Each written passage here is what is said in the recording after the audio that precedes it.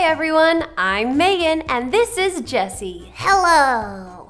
Jessie, what are you going to paint with that paintbrush? My dog Max's house. My dad is gonna help me. Nice. What color are you going to paint it? His favorite color, tennis ball yellow. Tennis ball yellow? How do you know that's Max's favorite color? Because his favorite toy is a tennis ball. Ah, okay. Well, that's gonna be one very bright doghouse. Yeah, it is. Max is a good dog. I want him to have a doghouse that he loves. That is so great, Jessie. In today's Bible story, David wanted to build a house for someone, God. Listen to our Bible story to hear what God had to say about David building him a house.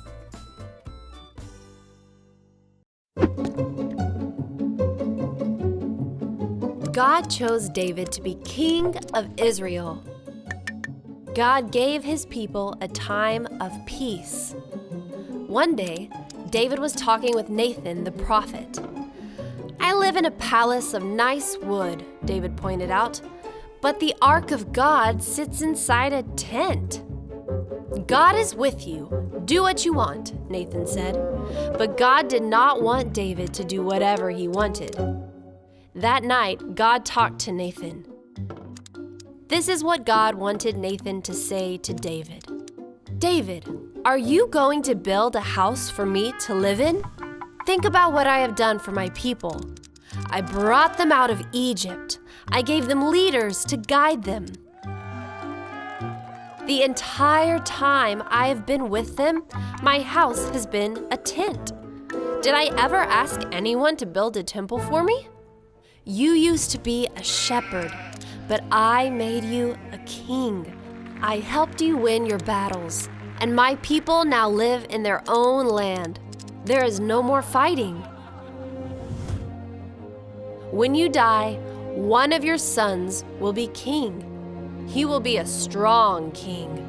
He will build a house for me. I will love him, and I will never leave him. When your son dies, his son will be king. The king will always be someone in your family."